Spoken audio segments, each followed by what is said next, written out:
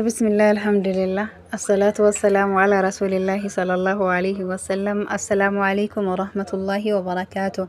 كبجمتوتا فجالتمتوتا ردفتوتا هي أشما هركفوني جرجرتو ورسا قلي كان كود أجيتان وندكيسان وبجراتان سنين جدا إيجا مشالي أدسي دفه مشالم كوني هاروا دفه جتشودا سيني وانتون هاروا دفته سني في مشا ببريدا قبدي دي هادين سنين جدا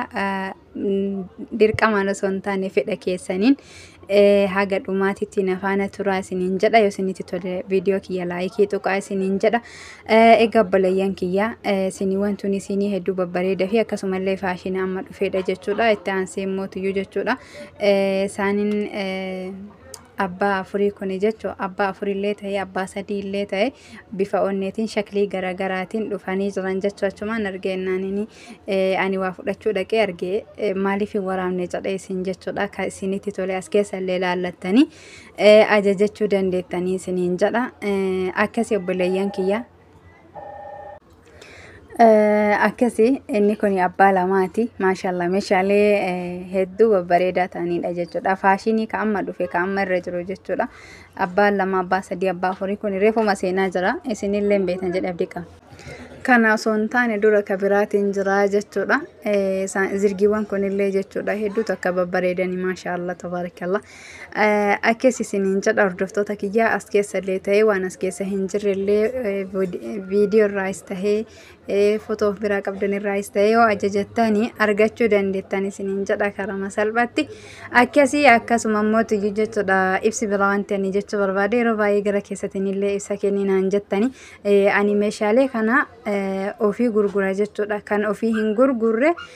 ka isin ajajattan ka dhaqanii waan isiniin jechuu barbaade ka ofii gurgururratti taaksiin isin waan taaksii waan isin baaftanillee hin jiru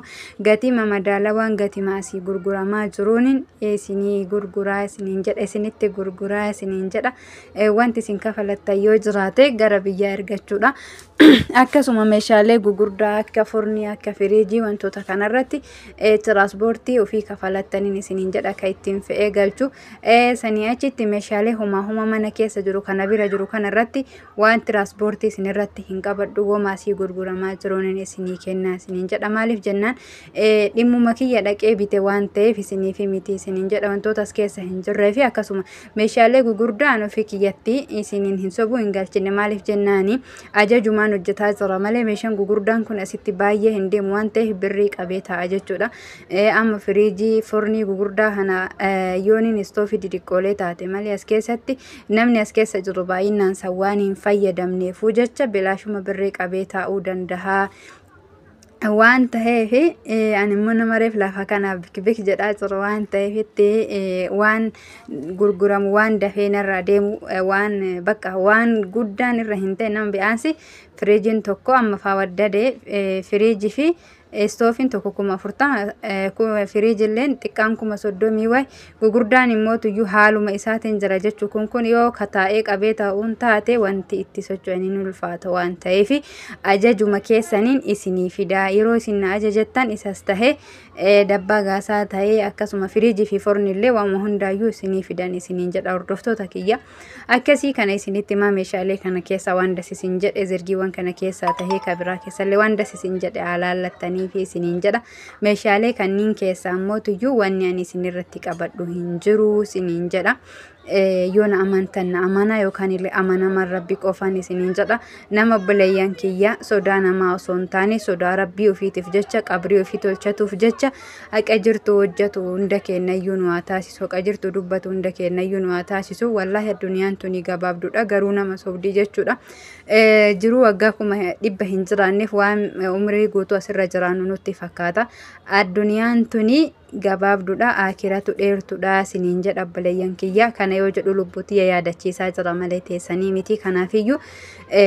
isinin miidhu jedhee abdii qaba rabbiin illee nama miidhurraa nan taasisin inshaallah isinillee akkasuma obboleeyyan kiyya ilmi namaa kuni dogongora ofii hin argu wallaahi hin argu maaliif yoo namni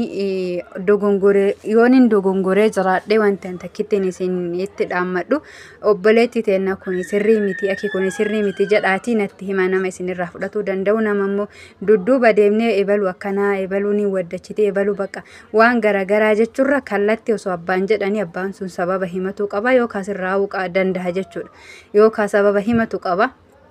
Akkasi kanaafin isiniin jedhanillee obboleeyyan tiyya warroonni chaanala kiyya jala jirtan amaanaan ani isin bira kaadhu maaliin isinitti fakkaate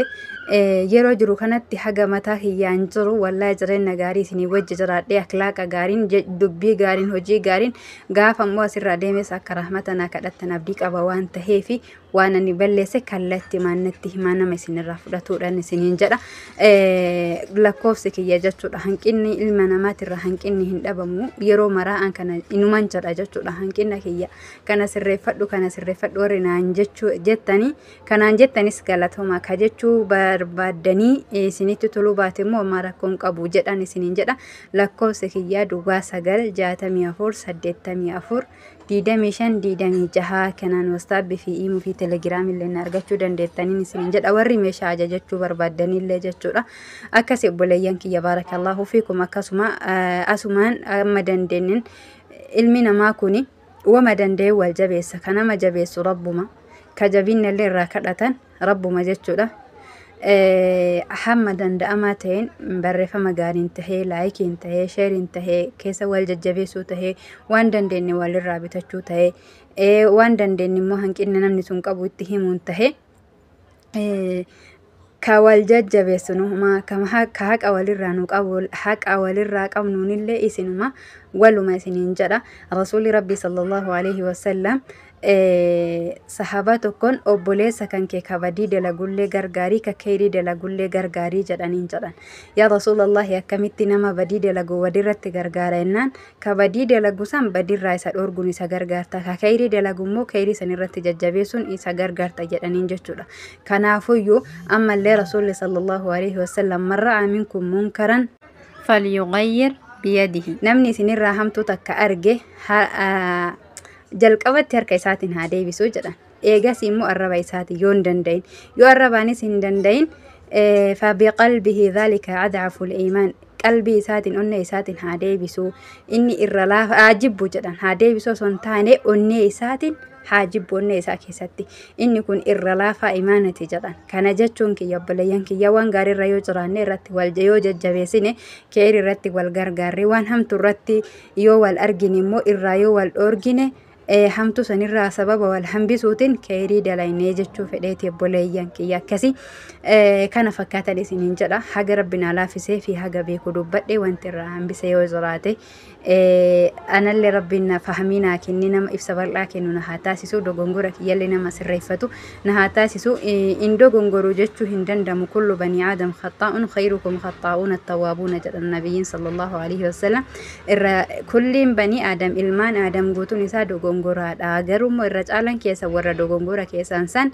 beekee sirreeffatu jedhan kanaaf yeroo baay'ee jechuudha oromollee maal jetti abbaan sirbee of hin daawwatu jedhan abbaan badii irra jiru san arguma waan gaarii hojjetu se'a waan ta'eef kanaaf yoo badeen jiraate yoo dogongorri jiraate natti himan isiniin jedha egaa obboleeyyan kiyya inshallah kana caalallee babal'inaan viidiyoo babbareedallee fidee dhufuuf abdii qaban isiniin jedha rabbiin hunda kennaafuu haalaafisu isinillee warri ajajataa jirtan warri jala jalaallee bitataa jirtan rabbiin nama hunda walitti qabatu sin haa taasisu nama walitti illee qabate nagaan itti galee itti fayyadamu sin haa taasisu isiniin jedha saa'oo isinitti dheeresse dhiifamaan isiniin jedha lallaalladhaati as keessallee tahee gara birallee yoo tahee warri fedhii qabdan fedha keessaniin jechuudha obboleeyyan kiyya ajajadha dirqamaan osoo hin taane yookaan meeshaa kana laaltan qofaaf osoo hin taane dhugamatti itti hajamtanii yoo jiraattan akkasuma wanni waa hedduutu daddabalaa jira jechuudha akkana jalaa ittiin daballe yookaan wanni kun waan na fayyadu yoo jettan jettaniitiin ittiin iyyaa qabaattanii jettan ajajadhaa isiniin jedha akkasii egaa obboleeyyan kiyya gamma warri wanna wajjin turtan galatoomaa isiniin jedha waan balleesseef dhiifama assalaamu alaikum warahmatullaahi wabarakaatu ربنا لا في سيارات مراد أما أسدوا يكو سنتي دامد يا تنرب